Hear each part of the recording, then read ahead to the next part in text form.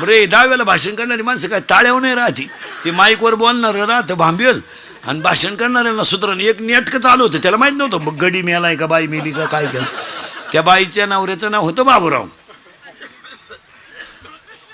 आणि त्याची मिलती बायको. पण ते एकाला मोठ्याला बोकांडी घ्यायचं ते माईकवरचं लगेच म्हणलं ते श्रद्धांजली वाहतील. ते रस्त्यानंच होती.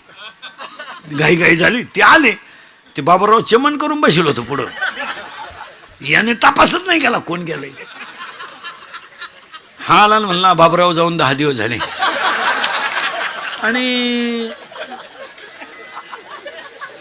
बाबूराव सारखा माणूस गावात होणार नाही. बाबूराव त्याच्याकच पाहत होता. बाबूराव म्हणला आता माया बायकोचा दावा आहे म्हणून सोडलं तुला, नाही तर उचलून आपडलं असतं. मी बायको पाहिली दुसरी तू म्हणतो बाबूराव जाऊन 10 दिवस झाले.